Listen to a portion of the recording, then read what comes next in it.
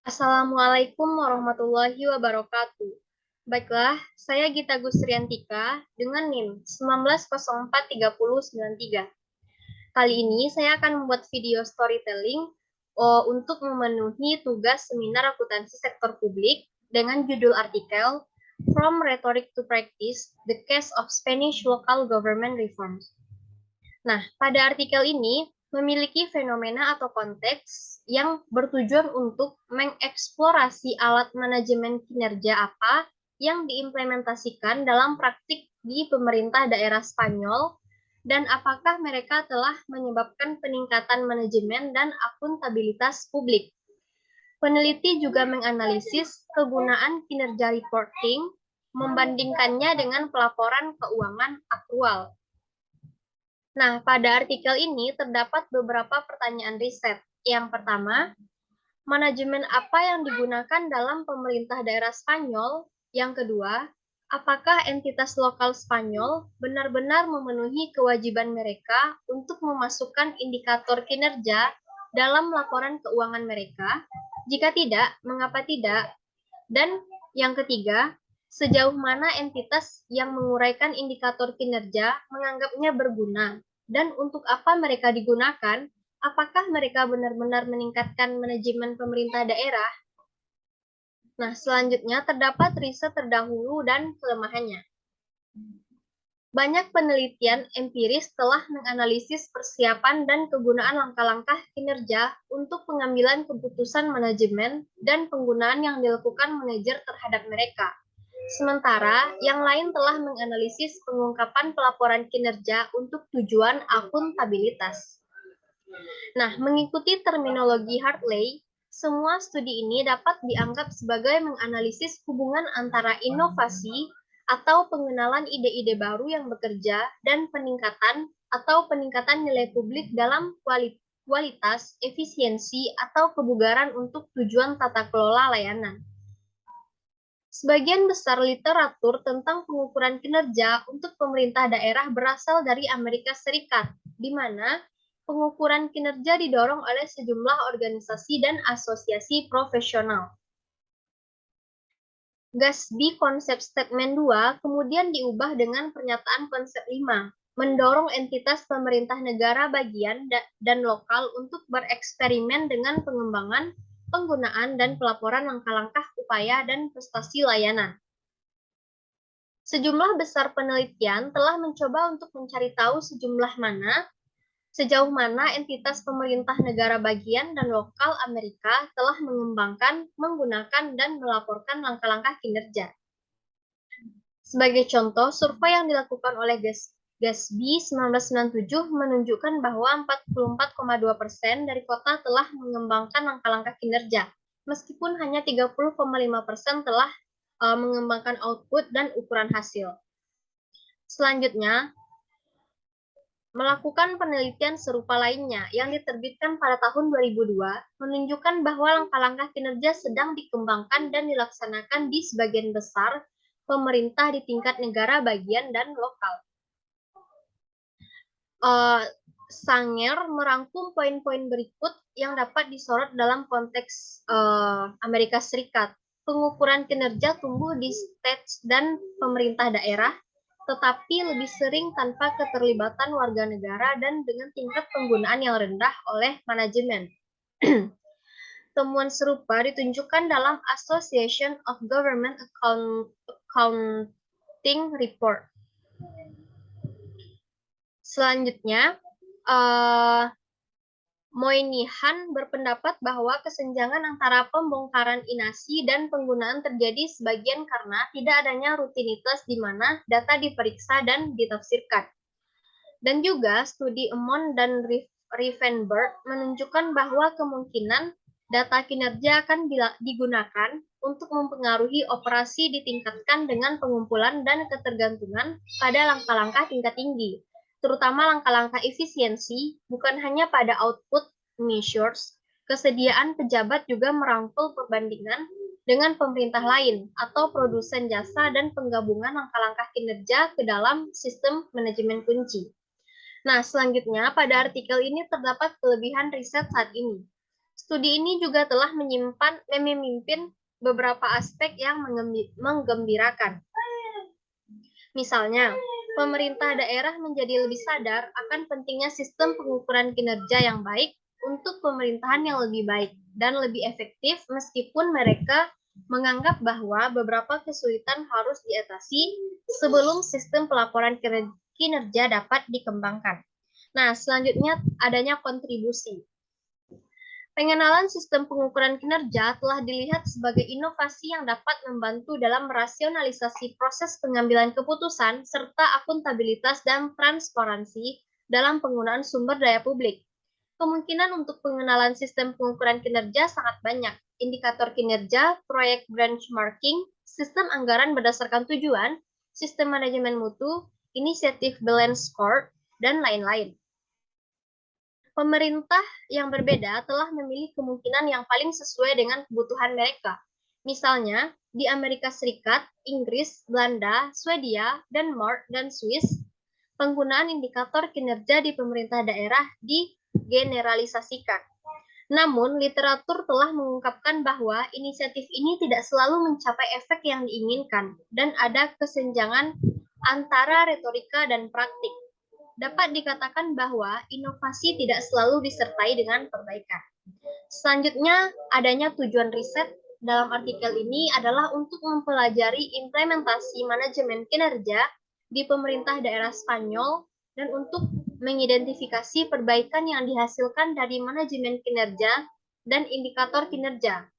Tujuan spesifik dari penelitian ini adalah yang pertama, untuk menganalisis alat yang digunakan untuk kinerja dan manajemen keuangan di pemerintah daerah. Kami ingin tahu apakah ada inovasi dalam pengelolaan layanan publik Spanyol. Yang kedua, untuk mengetahui apakah entitas ini telah menerapkan performance indikator dan jenis indikator yang digunakan. Yang ketiga, untuk menganalisis kegunaan informasi yang diuraikan, terutama untuk tujuan manajemen dan akuntabilitas. Peneliti ingin tahu apakah ada perbaikan. Yang keempat, untuk membandingkan kegunaan informasi keuangan, informasi anggaran, dan ukuran kinerja. Yang kelima, untuk menunjukkan untuk apa ukuran kinerja digunakan. Dan yang terakhir, untuk mempelajari karakteristik entitas lokal yang telah melakukan upaya paling baik. Selanjutnya, teori yang digunakan. Dalam literatur, ada banyak penelitian yang untuk mengidentifikasi faktor-faktor dan penyebab yang menjelaskan mengapa entitas menggunakan pelaporan kinerja atau tidak. Misalnya, Moynihan dan Pandey membuktikan bahwa motivasi pelayanan publik, peran kepemimpinan, ketersediaan informasi, budaya organisasi, dan fleksibilitas tarif administrasi semuanya mempengaruhi penggunaan informasi kinerja. Untuk mengidentifikasi faktor-faktor yang menjelaskan penggunaan pelaporan kinerja, kami telah menguji kejadian ukuran. Apakah ada manajer profesional atau tidak, dan apakah sistem akuntansi biaya diimplementasikan atau tidak. Nah, selanjutnya, menurut Colbert, menunjukkan bahwa kegunaan yang dirasakan dari informasi berbasis aktual untuk biaya barang dan jasa dapat mencerminkan perlunya Departemen Pemerintahan untuk memastikan biaya penuh.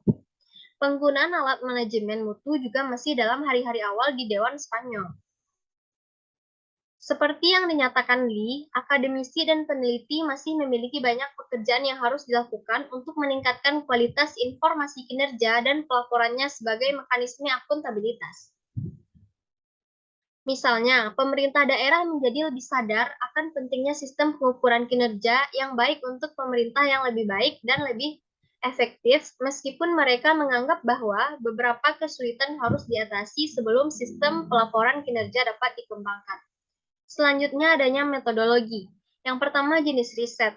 Pada artikel ini, jenis risetnya dengan menggunakan bukti empiris untuk pengambilan keputusan manajemen dan penggunaan yang dilakukan manajer terhadap mereka. Sementara yang lain telah menganalisis pengungkapan pelaporan kinerja untuk tujuan akuntabilitas. Selanjutnya, jenis data dan pengumpulan data. Kuesioner dikirim ke Direktur Keuangan Pemerintah Daerah yang meminta mereka untuk memberikan kuesioner kepada manajer umum pemerintah daerah, manajer kualitas, atau pejabat lainnya jika sesuai. Selanjutnya, teknik analisis data. Kami telah menggunakan analisis cluster, teknik yang mengelompokkan kasus dalam penelitian kami sesuai dengan karakteristik alat manajemen kinerja yang digunakan dan manfaat yang dirasakan oleh direktur keuangan untuk menerapkannya. Nah, selanjutnya temuan. Tingkat dan manfaat dari reformasi telah dinilai terlalu tinggi dan lebih teoritis daripada nyata. Situasi yang juga terjadi di negara lain.